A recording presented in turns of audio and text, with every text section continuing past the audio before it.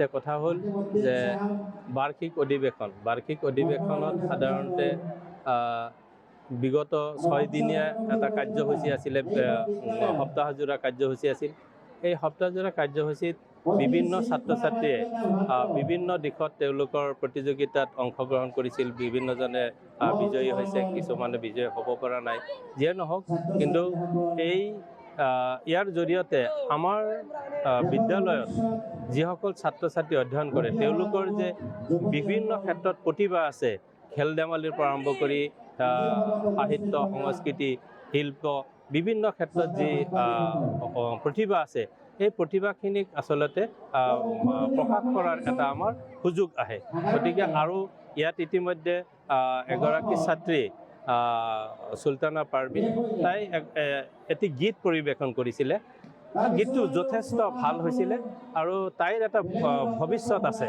যদি তাইক ভালধৰণে মানে ট্ৰেইন আপ কৰিব পৰা যায়, এটা মঞ্চ দিব পৰা যায়, নিশ্চিতভাৱে তাই আগুৱাই যাব পাৰিব, মোৰ বিশ্বাস। আৰু ঠিক তেনেধৰণে মই আশা কৰোঁ আৰু নিশ্চিতভাৱে বহু ধৰণৰ প্ৰতিভা আছে। এই প্ৰতিভাখিনিক যদি আচলতে আমি ভালধৰণে ট্ৰেইন আপ কৰিব পাৰোঁ, মঞ্চ দিব পাৰোঁ, তেতিয়াহ'লে তেওঁলোক এই অঞ্চলৰ এগৰাকী ভাল মানে পাৰদৰ্শী ব্যক্তি হিচাপে সমাজত ভৱিষ্যতে প্ৰতিষ্ঠা লাভ কৰিব পাৰিব। বৰ্তমান দেখা গৈ আছে ছাত্ৰ ছাত্ৰীৰ মাজত নিচা দ্ৰব্য বা ড্ৰাগছৰ আৰু এই উদ্দেশ্যে অভিভাৱকসকলক উদ্দেশ্য কৰি কি ক'ব? ড্ৰাগছৰ যিটো প্ৰয়োগৰ বিশেষকৈ যুৱ সমাজত, বিশেষকৈ যুৱকসকলৰ মাজত এইটোৱে কাম কৰি আছে। এই ক্ষেত্ৰত আচলতে যদি চাব যোৱা যায়, আমাৰ অভিভাৱকসকল বেছিকেলি সচেতন হ'ব লাগিব। মূলত আই মাতৃসকল সচেতন হ'ব লাগিব। কিয়নো এগৰাকী মানে মাতৃয়ে নিশ্চিতভাৱে তেওঁৰ সন্তানে যেতিয়া ঘৰৰ পৰা ওলাই যায়, বিশেষকৈ 18 বছৰ, 20 বছৰ, 22 বছৰ তেনেকুৱা যুৱক, সেইসকল সন্তান যেতিয়া ঘৰৰ পৰা ওলাই যায়, পুনৰ দিনটোৰ অন্তত যেতিয়া ঘৰত সোমায়, তেতিয়াই তেওঁৰ যদি নিশ্চিতভাৱে তেওঁ যদি ক'ৰবাত কিবা নিচা কৰিছে, তেতিয়াহ'লে তেওঁৰ ঘৰত আহি তেওঁৰ আচাৰ ব্যৱহাৰত কিবা নহয় কিবা এটা পাৰ্থক্য নিশ্চিতভাৱে দেখা পোৱা যাব। আৰু সেই মুহূৰ্ততে মাতৃগৰাকী বিশেষকৈ সচেতন হ'ব লাগিব। মাতৃগৰাকীয়ে বুজি পাব লাগিব যে তেওঁৰ সন্তান নিশ্চিতভাৱে ক'ৰবাত নহয় ক'ৰবাত কিবা এটা বেয়া ৰাস্তাত বা যাব নলগীয়া ৰাস্তাত গৈছে, বা খাব নলগীয়া কিবা বস্তু হয়তো নিচা বা জাতীয় তেনেকুৱা বস্তু কৈছে।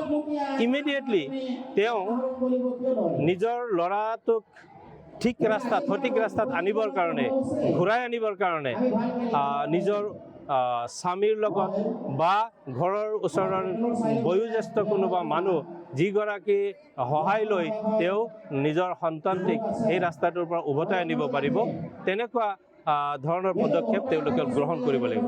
কিন্তু সাধাৰণতে বহু সময়ত দেখা যায় যে নিজৰ সন্তানটোৱে ড্ৰাগছ লৈছে বা নিচা কৰিছে, এই কথাষাৰ বেলেগৰ ওচৰত যদি মই কওঁ, তেতিয়াহ'লে মোৰ ঘৰৰ কিবা বদনাম হ'ব নেকি, এনেকুৱা ধৰণৰ কথা ভাবি বহুত অভিভাৱকে কথাখিনি লুকুৱাই ৰাখিবৰ কাৰণে যত্ন কৰে আৰু নিজৰ মাজত নিজে লুকুৱাই মানে ভাল কৰিবৰ কাৰণে চেষ্টা কৰে। কিন্তু সেইখিনি যথেষ্ট নহয়। পৰৱৰ্তী সময়ত লাহে লাহে তাৰ যিটো অভ্যাসটো মানে বহুত বেছিলৈ গুচি যায়। পৰৱৰ্তী সময়ত এনেকুৱা এটা পৰ্যায় পাই যায় যে তাক আৰু সেই ৰাস্তাৰ পৰা ঘূৰাই অনাটো সম্ভৱ নহয়। তাৰপিছত সেই মুহূৰ্তত সেই অভিভাৱক বেলেগৰ ওচৰত, কোনোবা বেলেগ বয়োজ্যেষ্ঠ ব্যক্তিৰ ওচৰলৈ যায় বা মানে তেওঁৰ ল'ৰাটোক ঘূৰাই আনিবৰ কাৰণে, কিন্তু তেতিয়ালৈ বহুত দেৰি হৈ যায়।